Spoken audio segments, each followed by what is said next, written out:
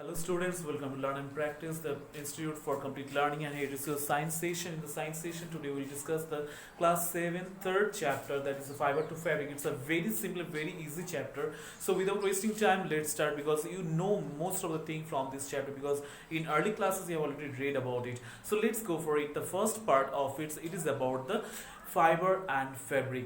Plus, what do we know about the fibers? So we know that fibers means the instant thread that comes through either from the plants or the animals, and also teeny strands of the thread, those which are mixed or twisting together to make the wool or to make another type of thread, and all those things are commonly taken together by the machine system or the handmade for making the handmade fabrics or the machine made fabrics. Okay, so in this way we have to understand the very common part of it. Now we will go first of all that what type of wool or what type of strand, the tiniest strand we get from the animals mainly. If we go for the sheep, commonly from the sheep as we get the wool, so we will get how many type of thread or the strands of the wool from there. Number one, it is about the coarse beard hair, means through their beard, means through their faces, the strands that we take, those are the coarse beards hair. Number two, that is a fine under hair. Fine under hair means throughout their body the hair that is present inside the body. It is also few of the very warmish and very cozy type of thin wool strands are present, those which are known as the fine under hair. This is why it is called the under hair. Under hair means few large hairs present inside the large, or under the large hair, small hair is also present. Got it? So those are known as the fine under hair, and this fine under hair mainly used for making the shawls, for making the sweaters, those which are costly. Got it? So that's why whenever people, those who are cultivating, those who are farming such type of profession or such type of business, they used to go for the good quality sheep, because the good quality sheep has the availability on their body the fine under hair. Got it? And they used to go for the selective breeding. What is the selective breeding? Selective breeding means reproducing the same type of the offspring of the good quality sheep. Got it? A good quality sheep from there, when they get the next daughter of themselves or next breeding of themselves in the same quality, those who can also find under hair, they used to go for such type of sheep and such type of breeding process, those which are known as the selective breeding, because they used to go for the selection at first. Selection means which sheep are good and from which sheep they can get the fine under hair. Okay, at first they choose that, and after that they used to go for the reproduction process of it, and such type of breeding process is known as the selective breeding. So that's why selective breeding is very much important for that very businessman, or for that very business, those who are going for getting the good quality wools. Okay, now next, we know that whenever we are telling about the fibers, fabrics, then wool, then shawls, then sweaters, all these things, it means the common thing is the strand, the good quality strands are needed, the good quality wool are needed. Without wool and without thread, we cannot expect for the fibers, right, or the fabrics. Now in different country and different zone throughout the world, in different area, different type of animals are present. From there we used to get few common quality of the wools. Okay, so let's go for it. Number one, that is a yak for wool. From their body we take the wool, and it is found mainly the good quality yaks are from those whose body the good quality wools are present. It is seen in the Tibetan Ladakh. Number two, the Angora goat. Angora goat, from their body also Angora wools we also get, and where it is found in Jammu Kashmir.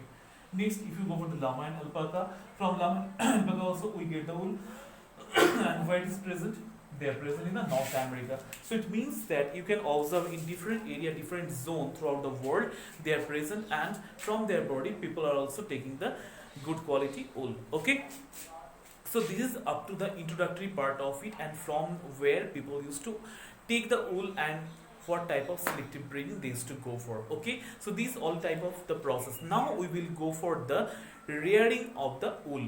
It means collecting of the wools. How does it collect? Okay, we will read the topic, that is fibers to wool. means from fibers. The fibers whenever we take from their body, after that how to make the wool, okay, how to make the yarn. So there are few of the options are present, or steps are present. Number one is rearing and breeding of sheep. Rearing and breeding of sheep is a normal matter and is a continuous matter for the business. Okay, those who used to go for this business, they used to rear and breed the good selective sheep. I already told the selective sheep, selective yaks means the good quality from there, from whose body the good quality wool can be present, wool can be got. Okay, only those very selectively sheep are or yaks are being reproduced or being taken and reared. Okay, they used to eat the grasses, they used to eat the normal hays. Not only that, but also they used to eat the mixture of different type of pulses, corns, then other crops. So all those things they used to eat because they need the proper nourishment, and proper nourishment means proper good quality sheep, good quality wool can be taken from their body. Okay, so and it is reared in different area throughout our India. If you go, if you say for West Bengal, yes, West Bengal also, West Bengal, Bhopal, Haryana, Madhya Pradesh, Maharashtra, in every state throughout the India, the different type of selective breedings are reared. Okay, so now we will go for the next topic, that is the shearing. Shearing. Shearing. What is the shearing? Look, we have already reared and breed the good quality of sheep. Now the time has come. What is the time? It is summer season.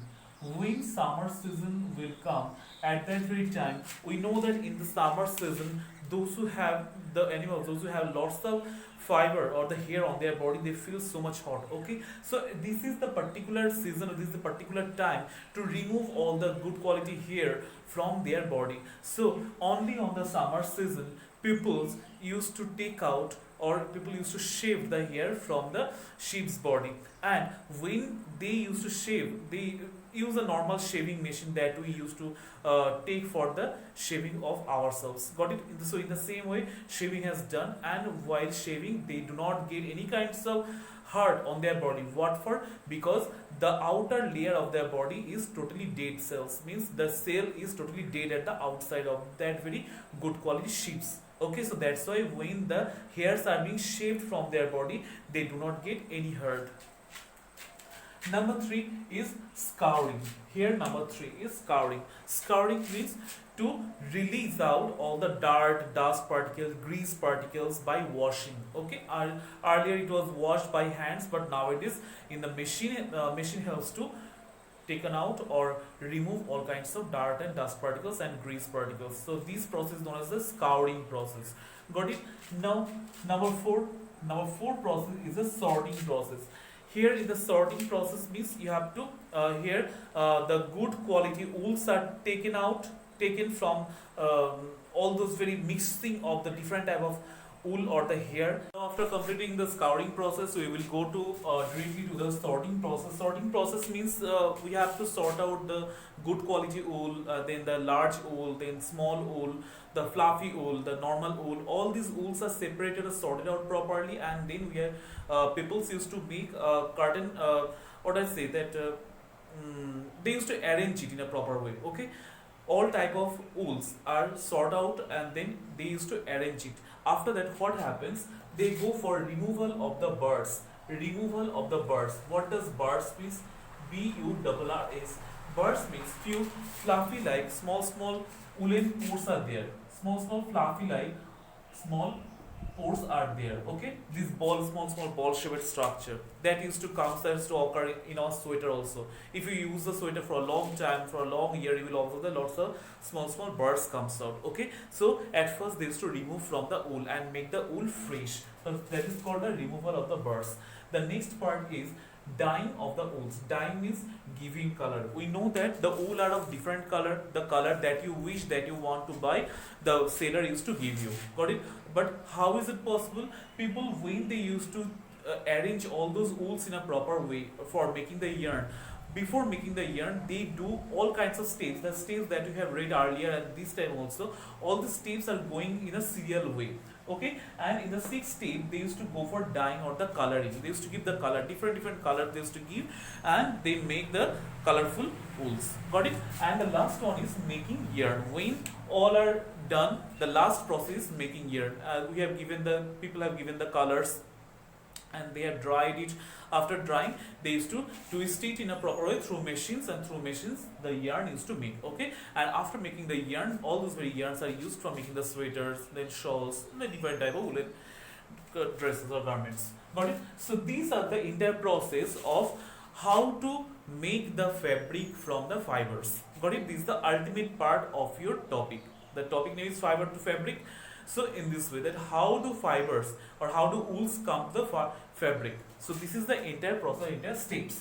Now, do you know that the people, those who works in that very department or in that very organizations, they used to suffer from a kind of disease, a very common kind of disease.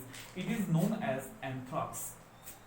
Anthrax is happened, or anthrax is held in people's body by a kind of bacteria. Okay, by a kind of bacteria. What is the name of that bacteria? The bacteria's name is Bacillus anthracis.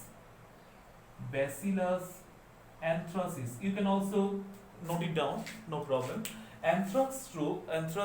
This disease comes in people's body by a bacteria. What is the bacteria's name? Bacillus anthracis. Okay, this is a scientific name, Bacillus anthracis, and it makes mainly the problem in the lungs, and lungs used to damage itself, and people sometimes they even go for die. What is so? It is also called the occupational hazard for themselves. It is also called occupational hazard. Why it is called occupational hazard? Look, occupations means the career, okay, the job that people used to do for earning money. But when it is said that occupational hazard in when any kinds of mischief used to happen. Got it? Here the mischief is these kinds of disease. When a person is going for doing their work there and for earning money, only for earning money, that time they are automatically suffering from such type of disease. Okay, and ultimately they are going for dead. So it is called, that's why, occupational hazard, that the hazard comes when people used to go for such type of occupation. But nowadays hopefully few medicines are also discovered and they are taking, so nowadays also it is going in an advanced way. Got it? Now we will go for few type of culture. Culture means rearing or breeding. First is sericulture. Sericulture is the ultimate part, because without sericulture we cannot expect for this topic, that is fiber to fabric. Why? Because in sericulture it is said that the rearing of the silkworm, we used to get the silk, and from there the silk thread comes, and from silk thread different silk garments come. So it means that sericulture means the rearing or the breeding of the silkworm to get the fiber of the silk from themselves is mainly the sericulture. Got it? So without sericulture fibers we cannot get. Next, that is the apiculture. Apiculture is the another method, but here as it is the same step, same class, it is maintaining culture, so that's I have given. Sericulture, apiculture means the rearing of the honeybees. Okay, rearing of the honeybees to get the honey, because we know that when they will make the honey beehive, so from there automatically we will get the honey. So that's why the rearing or breeding of the honeybees to get the honey is known as apiculture. And the last one is pisciculture. Pisciculture is also a kind of business. It is also rearing and breeding of different type of fish, right? People used to go for rearing the fish or breeding the fish in different ponds or reserved lakes or reserved rivers. Okay, they used to rear or they used to breed different type of fish. So that's why it is called the pisciculture. So in this way different cultures, not only these but also different cultures are also present where people used to go for breeding a new kinds of themselves. Got it? So these are the actual process or actual part of it. Now we have to read the life cycle of a silkworm. We have read that what is sericulture. So in sericulture, how do people rear or how do silkworm used to breed themselves in a proper way from that very larva part to adult part, and how do they takes or gives us or provide us a silk, everything we will read from here. It is very easy and very simple. In class 4 you have already read about it, maybe in 5 also. So in class 4 you already made also activity. So here in this class 7 it is quite easy to understand that they have 4 main stage in their life.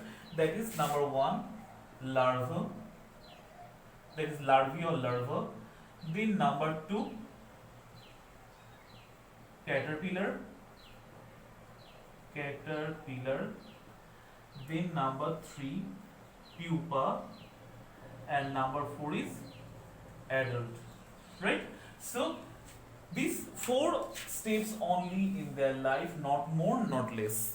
So at first larva, they becomes as larva from the egg. When the eggs hatched out, we know that in a proper conditions, proper temperature, that time eggs hatched, and from the larva comes out, and larva start to eat. What they eat mainly, we know that the larva of silkworm, they used to eat the leaves of which tree?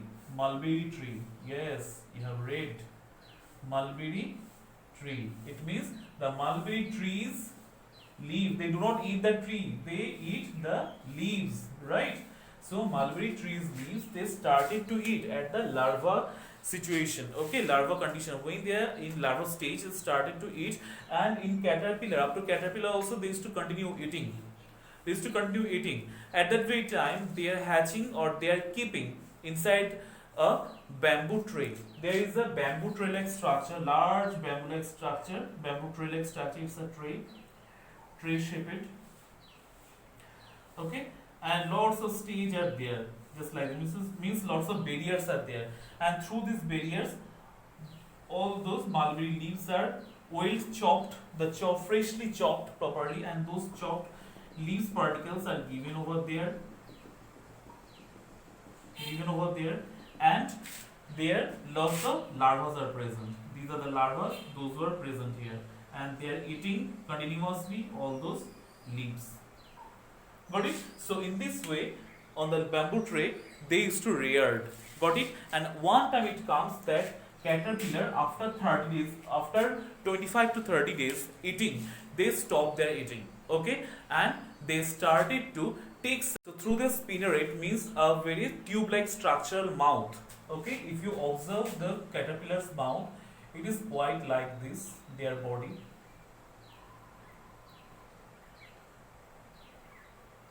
Just like this, their body. Okay, so here is a tube-like structure. Through there, they used to move their head portion in 3. So their mouth used to move around its neck, and they used to throw out a saliva-like structure, a saliva-like jelly-based structure throughout around its body in a round-shaped manner. Okay, continuously they used to move their head. You know it very well. And what is mainly? It contains the protein. Okay, it contains the protein nutrients. Means through saliva, mainly the protein is moving around their body. Got it? And when they used to cover their body entirely, and they make the cocoon, and from the cocoon when it is get matured, then people used to take it out from there, and all those cocoons are being sold to the cloth seller, to the cloth maker, because from there they used to they used to steam it. Okay, they used to dispose it through steam or through sunlight or through the water vapors. They used to steam it and takes out the silk thread from there. Mainly that very saliva, it used to dry afterwards and makes the silk thread. Okay, so in this way it comes out. So this is called the reeling of the silk. Reeling of the silk means that taking out or removal or the removing part of the silk from the cocoon is known as the reeling of the silk. Okay, so this is the entire part of your topic. In this way your chapter 3 is completed. If there is any problem, hope there will be no problem, because it's a very easy topic. If you face any problem, then you must discuss with me, no problem. There is a comment box, must keep the comments, as well as if you have not subscribed, please subscribe my channel and like the video. Okay, that's all for it, and see you next with the next video of the next chapter. Till then, bye. Read well.